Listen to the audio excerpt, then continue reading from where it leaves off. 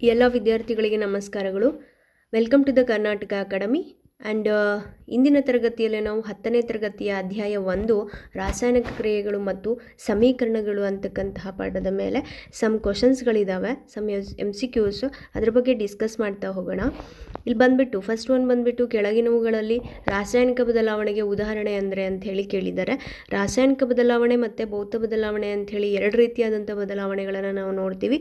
ಭೌತ ಬದಲಾವಣೆ ಅಂತಂದರೆ ರಿವರ್ಸಿಬಲ್ ಇರುತ್ತೆ. ಅಗೇನ್ ನಾವು ಒಂದು ವಸ್ತುವನ್ನು ಪಡ್ಕೋಬೋದು. ರಾಸಾಯನಿಕ ಬದಲಾವಣೆ ಅಂತಂದರೆ ಅಲ್ಲಿ ಹೊಸ ವಸ್ತುಗಳು ಉಂಟಾಗುತ್ತೆ. ಹೊಸ ವಸ್ತುಗಳಿಂದ ನಾವು ಹಳೆ ವಸ್ತು ಯಾವುದಿತ್ತಲ್ವಾ ಅದನ್ನು ಪಡ್ಕೊಳ್ಳಿಕ್ಕೆ ಸಾಧ್ಯ ಇಲ್ಲ. ಬಟ್ ಇಲ್ಲಿ ಭೌತ ಬದಲಾವಣೆ ಅಂತಂದರೆ ಈಗ ಫಾರ್ ಎಕ್ಸಾಂಪಲ್ ನೀರು ಕುದಿತಾ ಇದೆ.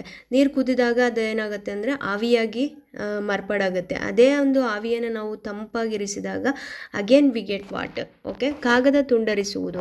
ಈ ಒಂದು ಕಾಗದವನ್ನು ಪೀಸ್ ಮಾಡಿದಾಗ ಮತ್ತೆ ನಾವು ಅವನ್ನ ಜೋಡಿಸಿದಾಗ ವಿ ಗೆಟ್ ಮತ್ತೆ ಅದನ್ನು ಪೇಪರ್ ಆಗಿ ಪಡ್ಕೊತಕ್ಕಂತಹದ್ದು. ನೀರಿನಲ್ಲಿ ಉಪ್ಪು ಕರಗ್ತಕ್ಕಂತಹದ್ದು, ನೀರಿನಲ್ಲಿ ಕರಗಿರ್ತಕ್ಕಂಥ ಉಪ್ಪನ್ನು ಅಗೇನ್ ನಾವು ಪಡ್ಕೋಬೋದು. ಇವಿಷ್ಟು ಕೂಡ ಭೌತ ಬದಲಾವಣೆಗೆ ಉದಾಹರಣೆಯಾಗಿದೆ. ಇಲ್ಲಿ ಕಬ್ಬಿಣ ತುಕ್ಕು ಹಿಡಿತಕ್ಕಂತಹದ್ದು, ಇದು ರಾಸಾಯನಿಕ ಬದಲಾವಣೆ. ಅಗೇನ್ ನಾವು ಅದನ್ನು ವಾಪಸ್ ಪಡ್ಕೊಳ್ಳಿಕ್ಕೆ ಸಾಧ್ಯ ಇಲ್ಲ. ಓಕೆ, ದೆನ್ ಕೆಳಗಿನವುಗಳಲ್ಲಿ ಇದು ರಾಸಾಯನಿಕ ಕ್ರಿಯೆಯ ಲಕ್ಷಣವಲ್ಲ. ಒಂದು ರಾಸಾಯನಿಕ ಕ್ರಿಯೆ ನಡೆದಿದೆ ಅಂತ ಅಂದರೆ ಅದರಲ್ಲಿ ನಾವು 4 ರೀತಿಯ ಲಕ್ಷಣಗಳನ್ನು ನೋಡ್ತೀವಿ. ಒಂದು ಸ್ಥಿತಿ ಬದಲಾವಣೆ, ಇನ್ನೊಂದು ಬಣ್ಣ ಬದಲಾವಣೆ, ಅಗೇನ್ ಇನ್ನೊಂದು ಉಷ್ಣ ಬಿಡುಗಡೆ, ಅನಿಲ ಬಿಡುಗಡೆ, ಈ ಬಣ್ಣ ಬದಲಾವಣೆ ಅಂತಕ್ಕಂಥದ್ದು. ಇದರಲ್ಲಿ ಒಂದು ರಾಸಾಯನಿಕ ಕ್ರಿಯೆಯ ಲಕ್ಷಣವಲ್ಲ. ಅದ್ಯಾವುದು ಅಂತಂದರೆ ಈ ಒಂದು ಆಕಾರ ಬದಲಾವಣೆ ಅಂತಕ್ಕಂಥದ್ದು. ಓಕೆ, ದೆನ್ ಇಲ್ಲಿ ಬಂದುಬಿಟ್ಟು next ferrous oxide and aluminium ಎರಡೂ ಕೂಡ ರಿಯಾಕ್ಟ್ ಆಗಿ ಅಲ್ಯೂಮಿನಿಯಂ ಆಕ್ಸೈಡ್ ಅಂತಕ್ಕಂಥದ್ದು ಒಂದು ರಿಲೀಸ್ ಆಗಿ ಮತ್ತು ಐರನ್ ಕೂಡ ರಿಲೀಸ್ ಆಗಿರುತ್ತೆ. ಓಕೆ, ಇಲ್ಲಿ ನಾವೊಂದು ರಾಸಾಯನಿಕ ಕ್ರಿಯೆ ವಿಧಗಳಲ್ಲಿ 4 ರೀತಿಯ ರಾಸಾಯನಿಕ ಕ್ರಿಯೆಯ ವಿಧಗಳನ್ನು ನೋಡ್ತೀವಿ. ಒಂದು ಸಂಯೋಗ ಕ್ರಿಯೆ, ಇನ್ನೊಂದು ವಿಭಜನೆ ಕ್ರಿಯೆ, ಇನ್ನೊಂದು ಸ್ಥಾನಪಲ್ಲಟ ಕ್ರಿಯೆ, ಅದೇ ರೀತಿಯಾಗಿ ಇನ್ನೊಂದು ಬಂದುಬಿಟ್ಟು ದ್ವಿಸ್ಥಾನಪಲ್ಲಟ ಕ್ರಿಯೆ ಅಂಥೇಳಿ 4 ರೀತಿಯ ರಾಸಾಯನಿಕ ಕ್ರಿಯೆ ವಿಧಗಳನ್ನು ನೋಡ್ತೀವಿ. ಇಲ್ಲಿ ಬಂದುಬಿಟ್ಟು ಈ ಈಕ್ವೇಷನ್ನು ಯಾವ ಒಂದು ಕ್ರಿಯೆಯ ರಾಸಾಯನಿಕ ಕ್ರಿಯೆ ವಿಧವಾಗಿದೆ ಅಂಥೇಳಿ ನಾವು ನೋಡಿದಾಗ ಸ್ಥಾನಪಲ್ಲಟ ಕ್ರಿಯೆ ಅಂಥೇಳಿ ಕರಿತೀವಿ. ಇಲ್ಲಿ ನೋಡ್ಬೋದು ಫೆರಸ್ ಮತ್ತು ಅಲ್ಯೂಮಿನಿಯಂ ಅಂತಕ್ಕಂತಹ 2 ಎಲಿಮೆಂಟ್ಗಳು ಏನು ಮಾಡ್ತವೆ. ಅಲ್ಯೂಮಿನಿಯಂ ಮತ್ತು ಫೆರಸ್ಗೆ ನಾವು ಕಂಪೇರ್ ಮಾಡಿದಾಗ aluminium is more reactive Dhan the iron. Okay, ಈ ಒಂದು ಫೆರಸ್ ಆಕ್ಸೈಡ್ ಅಂತಕ್ಕಂಥದ್ದು ಇಲ್ಲೇನಾಗಿದೆ ಅಂತಂದರೆ ಅಲ್ಯೂಮಿನಿಯಂ ಆಕ್ಸೈಡ್ ಆಗಿ ಚೇಂಜ್ ಆಗಿದೆ. ಅಂದರೆ ಈ ಒಂದು ಐರನ್ನ ಜಾಗವನ್ನು ಅಲ್ಯೂಮಿನಿಯಂ ಪಡ್ಕೊಳ್ಳುತ್ತೆ. ಓಕೆ, ಈಗ ಅಲ್ಯೂಮಿನಿಯಂ ಜಾಗವನ್ನು ಏನು ಮಾಡುತ್ತೆ, ಐರನ್ ಪಡ್ಕೊಳ್ಳುತ್ತೆ. ಇದನ್ನು ಸ್ಥಾನಪಲ್ಲಟ ಕ್ರಿಯೆ ಅಂದರೆ ಮೋರ್ ರಿಯಾಕ್ಟಿವ್ ಎಲಿಮೆಂಟು. ಐರನ್ಗೆ ಮತ್ತು ಅಲ್ಯೂಮಿನಿಯಂಗೆ ಕಂಪೇರ್ ಮಾಡಿದಾಗ aluminium is more reactive than the iron, so it takes its places. Okay, ಅಂದರೆ more reactive element can displaces the less reactive element place ಅಂತ ಹೇಳಿ ನೋಡ್ತೀವಿ. ಅದನ್ನು ಸ್ಥಾನಪಲ್ಲಟ ಕ್ರಿಯೆ ಅಂತೇಳಿ ಕರಿತೀವಿ. ಸಂಯೋಗ ಕ್ರಿಯೆ ಅಂತಂದರೆ ಈ ಎರಡೂ ಉತ್ಪನ್ನಗಳು ಸೇರಿ ಇವು ಎರಡೂ ಪ್ರತಿವರ್ತಕಗಳು ಸೇರಿ ಒಂದೇ ಉತ್ಪನ್ನವಾಗ್ತಕ್ಕಂತಹದ್ದು ಸಂಯೋಗ ಕ್ರಿಯೆ. ವಿಭಜನೆ ಕ್ರಿಯೆ ಅಂತಂದರೆ ಒಂದು ಪ್ರತಿವರ್ತಕ ಇರ್ತಕ್ಕಂತಹದ್ದು 2 ಅಥವಾ 2ಕ್ಕಿಂತ ಹೆಚ್ಚು ಉತ್ಪನ್ನಗಳಾಗಿ ಮಾರ್ಪಾಡಾಗ್ತಕ್ಕಂತಹ ಕ್ರಿಯೆ. ನೆಕ್ಸ್ಟ್ ಬಂದುಬಿಟ್ಟು ದ್ವಿಸ್ಥಾನಪಲ್ಲಟ ಕ್ರಿಯೆ ಅಂತ ಹೇಳಿ ಕರಿತೀವಿ. ಇಲ್ಲಿ ಅಯಾನ್ಗಳ ಎಕ್ಸ್ಚೇಂಜಸ್ ನಡೆಯುತ್ತೆ. ಓಕೆ, ಅದನ್ನು ದ್ವಿಸ್ಥಾನಪಲ್ಲಟ ಕ್ರಿಯೆ ಅಂತ ಹೇಳಿ ಕರಿತೀವಿ. ಇಲ್ಲಿ ಆಪ್ಷನ್ ಬಂದುಬಿಟ್ಟು ಸ್ಥಾನಪಲ್ಲಟ ಕ್ರಿಯೆ ಅಂಥೇಳಿ ನಾವು ನೋಡ್ಬೋದು. ಓಕೆ, ದೆನ್ ಕೆಳಗಿನವುಗಳಲ್ಲಿ ಪರಸ್ಪರ ವರ್ತಿಸಿ ಅಯಾನ್ಗಳನ್ನು ವಿನಿಮಯ ಮಾಡಿಕೊಳ್ಳುವ ಪ್ರಕ್ಷೇಪವನ್ನು ಉಂಟು ಮಾಡ್ತಕ್ಕಂತಹ ಒಂದು ಪ್ರತಿವರ್ತಕಗಳ ಗುಂಪು ಯಾವುದು ಅಂಥೇಳಿ ನಾವು ನೋಡಿದಾಗ ಬೇರಿಯಂ ಕ್ಲೋರೈಡ್ ಮತ್ತು ಸೋಡಿಯಂ ಸಲ್ಫೇಟ್ ಅಂತಕ್ಕಂಥದ್ದು ಕರೆಕ್ಟಾಗಿರ್ತಕ್ಕಂತಹ ಆಪ್ಷನ್ನು. ಯಾಕೆ ಅಂತಂದರೆ ಯಾವಾಗ ಸೋಡಿಯಂ ಸಲ್ಫೇಟ್ ಮತ್ತು ಬೇರಿಯಂ ಕ್ಲೋರೈಡ್ಗಳು ಎರಡೂ ರಿಯಾಕ್ಟ್ ಆದಾಗ ನಮಗೆ ಅಲ್ಲಿ ಪ್ರಕ್ಷೇಪ ಉಂಟಾಗುತ್ತೆ. ಓಕೆ, ಇಲ್ಲಿ ಅಲ್ಯೂಮಿನಿಯಂ ಆಕ್ಸೈಡು ಹೈಡ್ರೋಕ್ಲೋರಿಕ್ ಆಸಿಡ್ ಜೊತೆ ರಿಯಾಕ್ಟ್ ಆದಾಗ, ಸೋಡಿಯಂ ಆಕ್ಸೈಡು ಕಾರ್ಬನ್ ಡೈಆಕ್ಸೈಡ್ ಜೊತೆ ರಿಯಾಕ್ಟ್ ಆದಾಗ, ಅದೇ ರೀತಿಯಾಗಿ ಸೋಡಿಯಂ ಆಕ್ಸೈಡು ಈ ಒಂದು ಸಲ್ಫುರಿಕ್ ಆಸಿಡ್ ಜೊತೆ ರಿಯಾಕ್ಟ್ ಆದಾಗ ನಮಗೆ ಪ್ರಕ್ಷೇಪ ಉಂಟು ಮಾಡೋದಿಲ್ಲ. ಈ ಒಂದು ಅಯಾನ್ಗಳನ್ನು ಎಕ್ಸ್ಚೇಂಜ್ ಮಾಡ್ಕೊಳ್ಳೋದಿಲ್ಲ. ಬಟ್ ಇಲ್ಲಿ ಈ ಒಂದು ಅಯಾನ್ಗಳನ್ನು ವಿನಿಮಯ ಮಾಡಿಕೊಳ್ತಕ್ಕಂತಹ ಯಾವುದು ಪ್ರತಿವರ್ತಕಗಳ ಗುಂಪು ಅಂತ ಅಂದರೆ ಬೇರಿಯಂ ಕ್ಲೋರೈಡ್ ಮತ್ತು ಸೋಡಿಯಂ ಸಲ್ಫೇಟ್ ಅಂತಕ್ಕಂತಹದ್ದು ಎರಡು ಸೇರಿ ರಿಯಾಕ್ಟ್ ಆಗಿ ನಮಗೆ ಬೇರಿಯಂ ಸಲ್ಫೇಟ್ ಅಂತಕ್ಕಂತಹ ಒಂದು ಪ್ರಕ್ಷೇಪ ಉಂಟು ಮಾಡ್ತವೆ ಅಂಥೇಳಿ ನೋಡ್ಬೋದು. ಹಾಗಾಗಿ option A is the correct answer. ವಿದ್ಯುತ್ ವಿಭಜನೆಯಲ್ಲಿ ಹೈಡ್ರೋಜನ್ ಮತ್ತು ಆಕ್ಸಿಜನ್ ಅನಿಲಗಳು ಉಂಟಾಗುವ ಕ್ರಿಯೆ. ಓಕೆ, ವಿದ್ಯುತ್ ಈಗ ವಾಟರ್ ಅಂತಕ್ಕಂತಹ ಒಂದು ಮಾಲಿಕ್ಯೂಲ್ ಇದೆ ಅಂತ ಅಂದರೆ ಆ ಒಂದು ವಾಟರ್ಗೆ ನಾವು ಎಲೆಕ್ಟ್ರಿಸಿಟಿನ ಪಾಸ್ ಮಾಡಿದಾಗ ಹೈಡ್ರೋಜನ್ ಮತ್ತು ಆಕ್ಸಿಜನ್ ಅನಿಲಗಳು ಏನಾಗ್ತವೆ, ಸಪ್ರೇಟ್ ಆಗ್ತಾ ಹೋಗುತ್ತೆ. ಓಕೆ, ಅದನ್ನು ಎಲೆಕ್ಟ್ರೋಲಿಸಿಸ್ ಆಫ್ ವಾಟರ್ ಅಂತ ಹೇಳಿ ಕರಿತೀವಿ. ಓಕೆ, ಇಲ್ಲಿ ನಾವು ಒಂದು ಶಕ್ತಿನ ಏನು ಮಾಡ್ತೀವಿ ಅಂತಂದರೆ ಅಲ್ಲಿ ಉಪಯೋಗಿಸ್ತೀವಿ. ಯಾಕೆಂದರೆ ಹೈಡ್ರೋಜನ್ ಮತ್ತು ಆಕ್ಸಿಜನ್ಗಳು ಸಪ್ರೇಟ್ ಆಗಲಿಕ್ಕೆ. ಅಲ್ಲಿ ಹಾಗಾದರೆ ಯಾವ ಒಂದು ಕ್ರಿಯೆ ಉಂಟಾಗತ್ತೆ ಅಲ್ಲಿ ಅಂತಂದರೆ ಇಲ್ಲಿ ಅಂತರುಷ್ಣಕ ಕ್ರಿಯೆ ಅಂತ ಹೇಳಿ ನಾವು ಕರಿತೀವಿ. ಓಕೆ, ಅಂತರುಷ್ಣಕ ಕ್ರಿಯೆ ಅಂತಂದರೆ ಶಕ್ತಿ ಹೀರಿಕೆ ಆಗ್ತಕ್ಕಂಥದ್ದು. ಅಲ್ಲಿ ವಿದ್ಯುತ್ ಶಕ್ತಿ ಅಂತಕ್ಕಂಥದ್ದು ಏನಾಗ್ತಿದೆ, ಹೀರಿಕೆ ಆಗ್ತಾ ಇದೆ. ಸ್ಥಾನಪಲ್ಲಟ ಅಂತಂದರೆ ಈಗ ಆಲ್ರೆಡಿ ನಿಮಗೆ ಎಕ್ಸ್ಪ್ಲೇನ್ ಮಾಡಿದೆ, more reactive element can displaces the less reactive element. ಬಹಿರುಷ್ಣಕ ಅಂತಂದರೆ ಉಷ್ಣವನ್ನು ಬಿಡುಗಡೆ ಮಾಡ್ತಕ್ಕಂಥ. ರಿಡ್ಯಾಕ್ಸ್ ಅಂತಂದರೆ ಇಲ್ಲಿ ಆಕ್ಸಿಡೇಷನ್ ಮತ್ತು ರಿಡಕ್ಷನ್ ಪ್ರೋಸೆಸ್ ಎರಡೂ ಕೂಡ ನೋಡ್ತಕ್ಕಂಥದ್ದು. ಹಾಗಾಗಿ ಇಲ್ಲಿ ಆನ್ಸರ್ ಬಂದುಬಿಟ್ಟು ನಮಗೆ ಅಂತರುಷ್ಣಕ. ಶಕ್ತಿ ಏನಾಗ್ತಿದೆ ಅಂತಂದರೆ ನಮಗಿಲ್ಲಿ ಹೀರಿಕೆ ಆಗ್ತಾ ಇದೆ. ಹಾಗಾಗಿ ಅಂತರುಷ್ಣಕ ಅಂತಕ್ಕಂಥದ್ದು ನಮಗೆ ಆನ್ಸರ್ ಆಗುತ್ತೆ ಅಂಥೇಳಿ ನೋಡ್ಬೋದು. ಓಕೆ, ಪ್ರತಿವರ್ತಕಗಳು ಮತ್ತು ತಮ್ಮ ಅಯಾನ್ಗಳು ಪರಸ್ಪರ ಬದಲಾಯಿಸಿಕೊಂಡಾಗ ನಡೆಯುವ ರಾಸಾಯನಿಕ ಕ್ರಿಯೆ ಯಾವುದು? ಅಯಾನ್ಗಳನ್ನು ಪರಸ್ಪರ ಬದಲಾಯಿಸಿಕೊಂಡಾಗ ಅಂತಂದರೆ ಸೋಡಿಯಂ ಸಲ್ಫೇಟ್ ಮತ್ತು ಬೇರಿಯಂ ಕ್ಲೋರೈಡ್ ಅಂಥೇಳಿ ಎರಡು ಆ ಒಂದು ಪ್ರತಿವರ್ತಕಗಳನ್ನು ನೋಡಿದ್ವಿ. ಅದು ಬೇರಿಯಂ ಸಲ್ಫೇಟ್ ಅಂತಕ್ಕಂಥ ಒಂದು ಪ್ರಕ್ಷೇಪವನ್ನು ಉಂಟು ಮಾಡುತ್ತೆ ಅಂತೇಳಿ ನೋಡಿದ್ವಿ. ಅದಕ್ಕೆ ಆಪ್ಷನ್ ಎ ಬಂದುಬಿಟ್ಟು ದ್ವಿಸ್ಥಾನ ಪಲ್ಲಟ ಕ್ರಿಯೆ ಅಂಥೇಳಿ ನೋಡ್ತೀವಿ. ಓಕೆ, ಇಲ್ಲಿ ಕಾಪರ್ ಆಕ್ಸೈಡ್ ಮತ್ತು ಹೈಡ್ರೋಜನ್ ಎರಡೂ ಕೂಡ ರಿಯಾಕ್ಟ್ ಆದಾಗ ಇಲ್ಲಿ ಉತ್ಪನ್ನಗಳಲ್ಲಿ ನಾವು ಕಾಪರ್ ಮತ್ತು ವಾಟರ್ ಅಂತಕ್ಕಂತಹ ಎರಡೂ ಉತ್ಪನ್ನಗಳನ್ನು ನಾವು ಪಡಿತೀವಿ. ಹಾಗಾದರೆ ಇಲ್ಲಿ ಉತ್ಕರ್ಷಣೆ ಮತ್ತು ಅಪಕರ್ಷಣೆಗೊಳಗಾದ ಪ್ರತಿವರ್ತಕಗಳು ಯಾವುದು ಅಂಥೇಳಿ ನಾವು ನೋಡಿದಾಗ ಉತ್ಕರ್ಷಣೆ ಅಂತಂದರೆ ಆಕ್ಸಿಡೇಷನ್ ಅಂತ ಹೇಳಿ ಕರಿತೀವಿ. ಅಪಕರ್ಷಣೆ ಅಂತಂದರೆ ರಿಡಕ್ಷನ್ ಅಂತ ಹೇಳಿ ಕರಿತೀವಿ. ಹಾಗಾದರೆ ಅಪಕರ್ಷಣೆ ಮತ್ತು ಉತ್ಕರ್ಷಣೆ ಅಂದರೆ ಏನು ಅಂದರೆ ಆಕ್ಸಿಜನನ್ನು ಪಡೆದುಕೊಳ್ಳೋದು ಅದು ಉತ್ಕರ್ಷಣೆ ಆಗುತ್ತೆ, ಆಕ್ಸಿಜನನ್ನು ಬಿಟ್ಕೊಡ್ತಕ್ಕಂತಹದ್ದು ಅಪಕರ್ಷಣೆ ಆಗುತ್ತೆ ಅಂಥೇಳಿ ನೋಡ್ಬೋದು. ಇಲ್ಲಿ ಅಪಕರ್ಷಣೆ ಮತ್ತು ಉತ್ಕರ್ಷಣೆಗೊಳಗಾದ ಪ್ರತಿವರ್ತಕಗಳು ಯಾವ್ಯಾವುದು ಅಂಥೇಳಿ ನೋಡಿದಾಗ ಇಲ್ಲಿ ಕಾಪರ್ ಆಕ್ಸೈಡ್ ಇದೆ.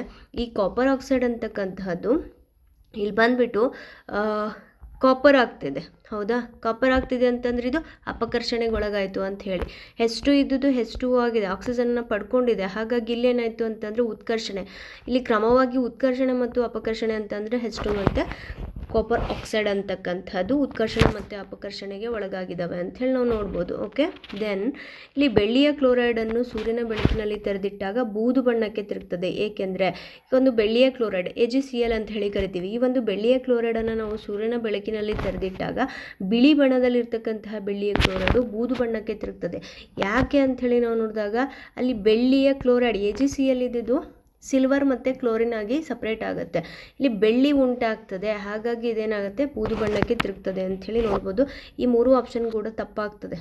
ಓಕೆ, ದೆನ್ ನೀರಿನ ವಿದ್ಯುತ್ ವಿಭಜನೆ ಎಲೆಕ್ಟ್ರಾಲಿಸಿಸ್ ಆಫ್ ವಾಟರ್ ಅಂತ ಹೇಳಿ ಕರಿತೀವಿ. ಇಲ್ಲಿ ಬಿಡುಗಡೆಯಾದ ಹೈಡ್ರೋಜನ್ ಮತ್ತು ಆಕ್ಸಿಜನ್ ಅನಿಲಗಳ ಪ್ರಮಾಣ ಎಷ್ಟು ಅಂದರೆ ಎಲ್ರಿಗೂ ಗೊತ್ತಿರುತ್ತೆ, H2 ಅಂತ ಹೇಳಿ ಕರಿತೀವಿ. ಹೈಡ್ರೋಜನಿನ 2 ಆಟಮ್ಸು, ಆಕ್ಸಿಜನಿನ 1 ಆಟಮ್ಸ್ ಅಂತ ಹೇಳಿ ನಾವು ನೋಡ್ತೀವಿ.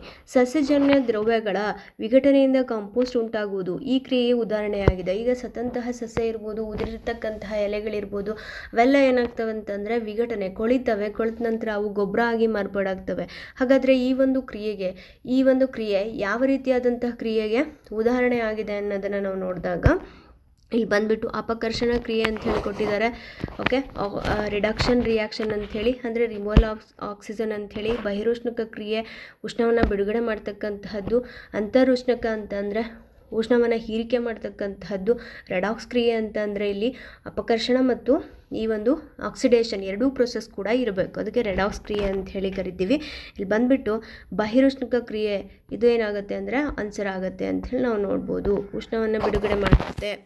ಓಕೆ, ದೆನ್ ನೀರಿನ ವಿದ್ಯುತ್ ವಿಭಜನೆ ಎಲೆಕ್ಟ್ರಾಲಿಸಿಸ್ ಆಫ್ ವಾಟರ್ ಅಂತ ಹೇಳಿ ಕರಿತೀವಿ. ಅಲ್ಲಿ ಕ್ಯಾಥೋಡ್ ಮತ್ತು ಆ್ಯನೋಡ್ ಅಂಥೇಳಿ ಬ್ಯಾಟ್ರಿಗಳಲ್ಲಿ 2 ಟರ್ಮಿನಲ್ಸ್ ಇರ್ತವೆ. 1 terminal is cathode, 1 terminal is connected to the 1 rod, another terminal is connected to the another carbon rod ಅಂತ ಹೇಳಿ ಕರಿತೀವಿ. ಈ ರೀತಿಯಾಗಿ ಒಂದು ಪ್ರೋಸೆಸ್ ಇರುತ್ತೆ. ಒಂದು ಬ್ಯಾಟ್ರಿಯನ್ನು ಕೊಟ್ಟಿರ್ತಾರೆ, 2 ಟರ್ಮಿನಲ್ ಇರ್ತವೆ. 2 ಟರ್ಮಿನಲನ್ನು ವೈರ್ ಜೊತೆ ಕನೆಕ್ಟ್ ಮಾಡಿ 2 ರಾಡ್ಗಳಿಗೆ ಕನೆಕ್ಷನನ್ನು ಕೊಟ್ಟಿರ್ತಾರೆ. ಅಲ್ಲಿ ಕ್ಯಾಥೋಡ್ ಮತ್ತು ಆ್ಯನೋಡ್ ಅಂಥೇಳಿ 2 ರಾಡ್ಸ್ ಇರುತ್ತೆ. ಹಾಗಾದರೆ ಆ ಒಂದು ಕ್ಯಾಥೋಡ್ನಲ್ಲಿ ಬಿಡುಗಡೆ ಆಗ್ತಕ್ಕಂತಹ ಅನಿಲ ಯಾವುದು ಅಂತ ಅಂದರೆ ಅಲ್ಲಿ ಬಂದುಬಿಟ್ಟು ಹೈಡ್ರೋಜನ್ ಅಂಥೇಳಿ ನೋಡ್ತೀವಿ. ಆ್ಯನೋಡ್ನಲ್ಲಿ ಬಿಡುಗಡೆ ಆಗ್ತಕ್ಕಂಥದ್ದು ಆಕ್ಸಿಜನ್ ಅಂಥೇಳಿ ನೋಡ್ತೀವಿ. ಓಕೆ, ಅಲ್ಲಿ ಕ್ಲೋರಿನ್ ಮತ್ತು ನೈಟ್ರೋಜನ್ ಯಾವುದು ಕೂಡ ಇರೋದಿಲ್ಲ. ಒಂದು ಆಕ್ಸಿಜನ್ನು, ಇನ್ನೊಂದು ಹೈಡ್ರೋಜನು. ಕ್ಯಾಥೋಡ್ನಲ್ಲಿ ಹೈಡ್ರೋಜನ್ ಬಿಡುಗಡೆ ಆಗುತ್ತೆ, ಆ್ಯನೋಡ್ನಲ್ಲಿ ಆಕ್ಸಿಜನ್ ಬಿಡುಗಡೆ ಆಗುತ್ತೆ.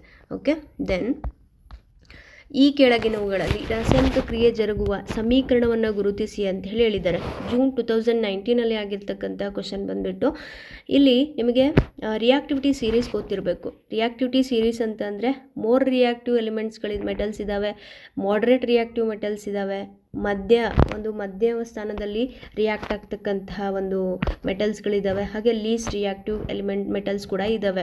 ಅವುಗಳ ಒಂದು ಲಿಸ್ಟ್ ಗೊತ್ತಿರಬೇಕು, ಅದಕ್ಕೆ ರಿಯಾಕ್ಟಿವಿಟಿ ಸೀರೀಸ್ ಅಂತ ಹೇಳಿ ಕರಿತೀವಿ. Potassium, sodium, calcium, magnesium, aluminium, zinc, iron, lead, copper, silver, gold ಅಂತ ಹೇಳಿ ಇಷ್ಟು ಕೂಡ ರಿಯಾಕ್ಟಿವಿಟಿ ಸೀರೀಸ್ ಆಫ್ ಮೆಟಲ್ಸ್ ಅಂತ ಹೇಳಿ ಕರಿತೀವಿ.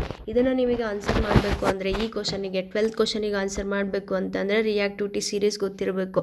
ಇಲ್ಲಿ ಕೊಟ್ಟಿದ್ದಾರೆ ನಿಮಗೆ ಏನಂತ ಹೇಳಿ, iron sulfate react with the lead sulfate and iron will be released ಅಂತ ಹೇಳಿ. ಇದು ಆಗಲಿಕ್ಕೆ ಸಾಧ್ಯ ಇಲ್ಲ. ಯಾಕಂತಂದರೆ ಐರನ್ ಇಲ್ಲಿ ಲೆಡ್ಗಿಂತ ಐರನ್ ಏನಾಗುತ್ತೆ ಅಂತಂದರೆ ಮೋರ್ ರಿಯಾಕ್ಟಿವ್ ಆಗುತ್ತೆ, ಹಾಗಾಗಿ this is wrong. Zinc sulphate react with iron, ferrous sulphate and zinc ಇಲ್ಲ, ಇದು ಕೂಡ ರಾಂಗ್ ಆಗುತ್ತೆ. ಯಾಕೆ ಅಂತಂದರೆ zinc is more reactive than the iron, ಹಾಗಾಗಿ ಇದ್ರ ಕೂಡ ರಾಂಗ್ ಆಗುತ್ತೆ. Then lead chloride react with the copper chloride and lead is release, ಇದು ಕೂಡ ತಪ್ಪಾಗುತ್ತೆ. ಯಾಕೆ ಅಂತಂದರೆ lead is more reactive than the copper. Okay, ಅಲ್ಲಿ ಸ್ಥಾನಪಲ್ಲಟ ಕ್ರಿಯೆ ಅಂತ ಹೇಳಿದರೆ ನಾವು ಏನು ನೋಡ್ಬೇಕಂತಂದರೆ ಹೆಚ್ಚು ರಿಯಾಕ್ಟಿವ್ ಆಗಿರ್ತಕ್ಕಂತಹ ಒಂದು ಮೆಟಲ್ ಏನಾಗುತ್ತೆ ಅಂದರೆ ಲೆಸ್ ರಿಯಾಕ್ಟಿವ್ ಜಾಗದಲ್ಲಿ ಹೋಗಿ ಕೂರುತ್ತೆ, ಹಾಗಾಗಿ ಮೂರು ಕೂಡ ತಪ್ಪಾಗ್ತದೆ. ಇಲ್ಲಿ ಸಿಲ್ವರ್ ನೈಟ್ರೇಟ್ ಯಾವಾಗ ಕಾಪರ್ ಜೊತೆ ರಿಯಾಕ್ಟ್ ಆಗುತ್ತೆ, copper nitrate and Ag will be release. ಯಾಕೆಂತಂದರೆ ಇಲ್ಲಿ ಕಾಪರ್ಗಿಂತ ಸಿಲ್ವರ್ ಅಂತಕ್ಕಂಥದ್ದು ಲೆಸ್ ರಿಯಾಕ್ಟಿವ್, ಹಾಗಾಗಿ ಇಲ್ಲಿ ಮೋರ್ ರಿಯಾಕ್ಟಿವ್ ಆಗಿರ್ತಕ್ಕಂತಹ ಒಂದು ಕಾಪರು ಲೆಸ್ ರಿಯಾಕ್ಟಿವ್ ಆಗಿರ್ತಕ್ಕಂತಹ Ag ಜಾಗದಲ್ಲಿ ಹೋಗಿ ಕೂರ್ತು, ಹಾಗಾಗಿ ಇದು C is the correct option ಅಂತ ಹೇಳಿ ನಾವು ನೋಡ್ಬೋದು. ಓಕೆ, ದೆನ್ ಕಬ್ಬಿಣದ ಚೂರುಗಳಿಗೆ ಸಾರರಿಕ್ತ ಹೈಡ್ರೋಕ್ಲೋರಿಕ್ ಆಮ್ಲವನ್ನು ಸೇರಿಸಿದಾಗ ಏನಾಗುತ್ತೆ ಅಂತ ಹೇಳಿ ಕೇಳ್ತಿದ್ದಾರೆ. ಇಲ್ಲಿ ಆಪ್ಷನ್ ಬಂದುಬಿಟ್ಟು ಯಾವುದೇ ಕ್ರಿಯೆ ನಡೆಯುವುದಿಲ್ಲ, ಅದು ರಾಂಗ್ ಆಗುತ್ತೆ. ಅದೇ ರೀತಿಯಾಗಿ ಕಬ್ಬಿಣದ ಲವಣ ಮತ್ತು ನೀರು ಉಂಟಾಗುತ್ತದೆ, ಅಲ್ಲ. ಕ್ಲೋರಿನ್ ಅನಿಲ ಮತ್ತು ಕಬ್ಬಿಣದ ಹೈಡ್ರಾಕ್ಸೈಡ್ ಉಂಟಾಗುತ್ತೆ, ಅಲ್ಲ. ಹೈಡ್ರೋಜನ್ ಮತ್ತು ಕಬ್ಬಿಣದ ಕ್ಲೋರೈಡ್ ಉಂಟಾಗುತ್ತೆ. ಯಾವ ರೀತಿಯಾಗಿ ನೋಡೋದು ಅಂದರೆ iron react with HCl, okay, HCl, then we get ferrous chloride and plus hydrogen gas will be released ಅಂತ ಹೇಳಿ ನೋಡ್ತೀವಿ. Okay, then this is the correct answer.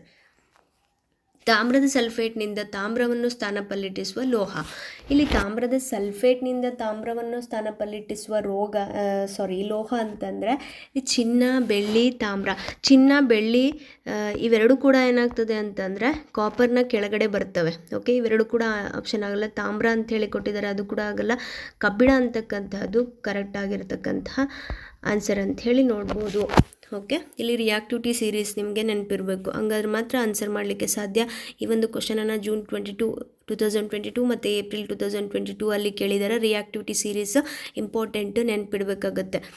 Then ferrous sulphate ಹರಳುಗಳನ್ನು ಕಾಯಿಸಿದಾಗ ಹಸಿರು ಬಣ್ಣವನ್ನು ಕಳೆದುಕೊಳ್ತವೆ. ಫೆರಸ್ ಸಲ್ಫೇಟ್ ಕ್ರಿಸ್ಟಲ್ಸ್ ಅಂತ ಹೇಳಿ ಕರಿತೀವಿ, ಹರಳುಗಳ ರೂಪದಲ್ಲಿರ್ತವೆ, ಅವು ಹಸಿರು ಬಣ್ಣದಲ್ಲಿರ್ತವೆ. ಇವು ಕಾಯಿಸಿದಾಗ ಏನಾಗುತ್ತೆ ಅಂತಂದರೆ ಆಟೋಮೆಟಿಕಲಿ ತಮ್ಮ ಹಸಿರು ಬಣ್ಣವನ್ನು ಕಳ್ಕೊಳ್ತವೆ. ಯಾಕೆ ಅಂತಂದರೆ ಈ ಫೆರಸ್ ಸಲ್ಫೇಟ್ನ ಒಂದು ಫಾರ್ಮುಲಾ ಬಂದುಬಿಟ್ಟು FeSO4.7H2O ಅಂತ ಹೇಳಿ ಕರಿತೀವಿ. ಅಂದರೆ 7 H2O ವಾಟರ್ ಮಾಲಿಕ್ಯೂಲ್ಗಳನ್ನು ಈ ಒಂದು ಫೆರಸ್ ಸಲ್ಫೇಟ್ ಕ್ರಿಸ್ಟಲ್ಸ್ಗಳು ಹೊಂದಿರ್ತವೆ. ಆವಾಗ ಅವೇನಾಗಿರ್ತವೆ ಅಂತಂದರೆ ಹಸಿರು ಬಣ್ಣವನ್ನು ಹೊಂದಿರ್ತವೆ. ಯಾವಾಗ ಹಸಿರು ಬಣ್ಣವನ್ನು ಕಳ್ಕೊಳ್ತವೆ ಅಂತಂದರೆ ನೀರಿನ ಅಣುಗಳನ್ನು ಯಾವಾಗ ಹೀಟ್ ಮಾಡಿದಾಗ ಕಳ್ಕೊಳ್ತವಲ್ವ, ಆವಾಗ ಹಸಿರು ಬಣ್ಣವನ್ನು ಕಳ್ಕೊಳ್ತವೆ ಅನ್ನೋದು ಕರೆಕ್ಟ್ ಆಗಿರ್ತಕ್ಕಂತಹ ಆಪ್ಷನ್ ಅಂತ ಹೇಳಿ ನೋಡ್ಬೋದು. ಚಿಪ್ಸ್ ತಯಾರಕರು ಚಿಪ್ಸ್ ಪೊಟ್ಟಣಗಳಲ್ಲಿ ನೈಟ್ರೋಜನ್ ಅಂತಹ ಅನಿಲ ಹಾಯಿಸಲು ಕಾರಣ ಚಿಪ್ಸ್ನ ಈ ಒಂದು ಉತ್ಕರ್ಷಣೆಯನ್ನು ತಡೆಗಟ್ಟಲಿಕ್ಕೆ. ಉತ್ಕರ್ಷಣೆ ಅಂತಂದರೆ adding of oxygen. Okay, oxygen ಹೋದಾಗ ಏನಾಗುತ್ತೆ ಅಂತಂದರೆ ಚಿಪ್ಸ್ಗಳು, ಪ್ಯಾಕೆಟ್ನಲ್ಲಿ ಇರ್ತಕ್ಕಂತಹ ಚಿಪ್ಸ್ಗಳು ಏನಾಗುತ್ತೆ ಅಂತಂದರೆ ಮೆತ್ತಗಾಗ್ಬಿಡ್ತವೆ. ಹಾಗಾಗಿ ಮೆತ್ತಗಾಗಬಾರ್ದು, ಆಕ್ಸಿಜನನ್ನು ಅಲ್ಲಿ ಹೋಗ್ಲಿಕ್ಕೆ ಬಿಡಬಾರ್ದು ಅಂಥೇಳಿ ನೈಟ್ರೋಜನ್ ಅನಿಲ ಇದ್ದಾಗ ಏನಾಗುತ್ತೆ ಅಂತಂದರೆ ಕ್ರಿಸ್ಪಿಯಾಗಿರ್ತವೆ. ಹಾಗಾಗಿ ಇಲ್ಲಿ ಸಂಕ್ಷಾರಣ ತಡೆಗಟ್ಟಲು ಅಂತಿದೆ. ಸಂಕ್ಷಾರಣ ಅಂತ ಹೇಳಿದರೆ ಒಂದು ಮೆಟಲ್ಸ್ಗಳು ಹಾಳಾಗೋದನ್ನು ತಡೆಗಟ್ಟತಕ್ಕಂಥದ್ದು. ಕಮಟುವಿಕೆ ಅಂತಂದರೆ ಫ್ಯಾಟ್ ಮತ್ತು ಆಯಿಲಿ ಪದಾರ್ಥಗಳನ್ನು ಹಾಳು ಮಾಡೋದನ್ನು ತಡೆಗಟ್ಟಲಿಕ್ಕೆ. ಹಾಗೆ ಅಪಕರ್ಷಣ ತಡೆಗಟ್ಟಲಿಕ್ಕೆ ಅಂತಂದರೆ, ಅಪಕರ್ಷಣ ಅಂದರೆ ನಿಮಗೆ ಗೊತ್ತಿದೆ, ಅಂದರೆ ರಿಮೂವಿಂಗ್ ಆಫ್ ಆಕ್ಸಿಜನ್, ಇದು ಕೂಡ ಆನ್ಸರ್ ಆಗೋದಿಲ್ಲ. ಹಾಗಾಗಿ ಇಲ್ಲಿ ಆನ್ಸರ್ ಬಂದ್ಬಿಟ್ಟು ನಿಮಗೆ ಉತ್ಕರ್ಷಣೆಯನ್ನು ತಡೆಗಟ್ಟಲಿಕ್ಕೆ. ಆಕ್ಸಿಜನ್ ಅದ್ರಗಡೆ ಹೋಗಿ ಆ ಒಂದು ಚಿಪ್ಸ್ಗಳು ಹಾಳಾಗೋದನ್ನು ತಡೆಗಟ್ಟಲಿಕ್ಕೆ ಅಂಥೇಳಿ ನಾವು ನೋಡ್ಬೋದು. ಓಕೆ, ಇಷ್ಟು ಕೂಡ ಈ ಒಂದು MCQsನ ಆನ್ಸರ್ಸ್ ಆಗಿರ್ತವೆ. ಹಾಗೆ ನಿಮಗೆ ಇಯರ್ಸನ್ನು ಇಲ್ಲಿ ಮೆನ್ಷನ್ ಮಾಡಿದರೆ ಅವನ್ನು ಕೂಡ ನೋಡ್ಕೋಬೋದು. ನೆಕ್ಸ್ಟ್ ಬಂದ್ಬಿಟ್ಟು ನಾವು ಸೆಕೆಂಡ್ ಮೇನ್ ಬಂದ್ಬಿಟ್ಟು ಈ